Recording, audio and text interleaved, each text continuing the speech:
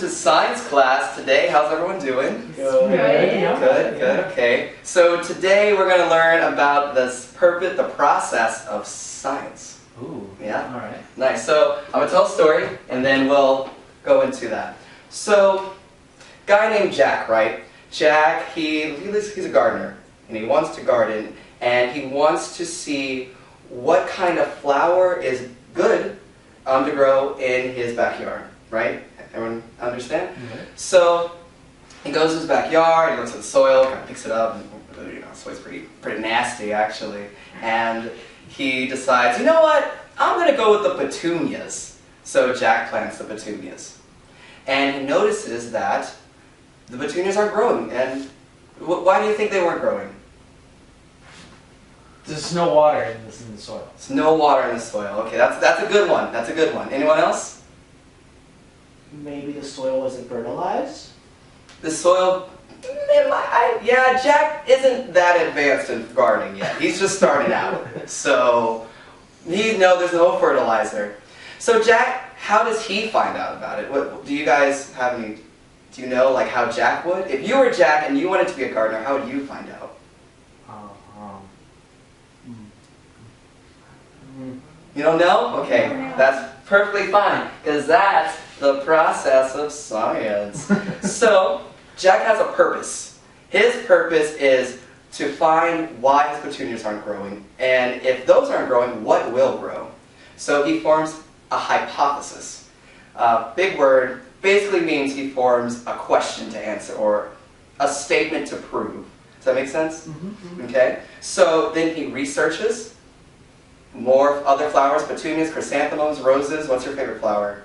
Daisy. Even daisies. He researches those. And then he leads an experiment. So the experiment will be Jack will plant a daisy, a petunia, a chrysanthemum. He'll even plant you in his garden and to see if you'll grow. And you will. I will. So, eventually. Okay. You'll make it there. I hope. So, when planting, he'll have different kinds of plants to grow, and we'll label it with like very sciencey words. So first is a control group. A control group is a group that stays constant. Constant meaning it doesn't change. He uses this throughout. If he performs experiment more than once, he will always use this. Or a constant is also something that is present in all of the flowers. So all of them have green stems. All of them have a certain amount of petals. Does that make sense? Mm-hmm. So then there's the independent variable. Independent variable is what you can change. So like chrysanthemums, roses, those are the different kinds of flowers that he is wanting to utilize. That makes sense? Mm-hmm. So the dependent variable is what Jack is actually measuring. So he's measuring how far, or not how far, but how much these flowers will grow. So a dependent variable, for example, will be the inches. So he takes his little 6-inch ruler, and he goes to the plant and he measures it. That's the dependent variable. So after a season of growing different kinds of flowers, he arrives at analyzing the data. The data was the information collected from measuring the height of the flowers. And after that, he arrives at a conclusion. Alright guys, we're going to talk about functions. But before we talk, well, we've already talked about it. Actually, I'm going to teach you guys a song. And it's going to help you, remember what functions are. And it's to the tune of the Hokey Pokey. Oh. It's a pretty dangerous song, so don't break anything.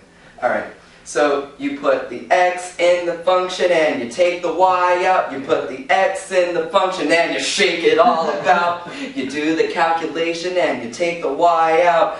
That's what it's all about. Math! And you gotta shout it. If you shout it, if you don't shout it, it's not gonna sound right. Oh, okay. Okay. Alright, you guys ready? You stay with me? Yeah. Alright. Yeah. And you can read the lyrics are right below me. Okay. So 1, 2, 3. You put the X in the function and you take the Y out. You put the X in the function and you shake it all about. You do the calculation and you take the Y out. That's what it's all about. Math! I like math.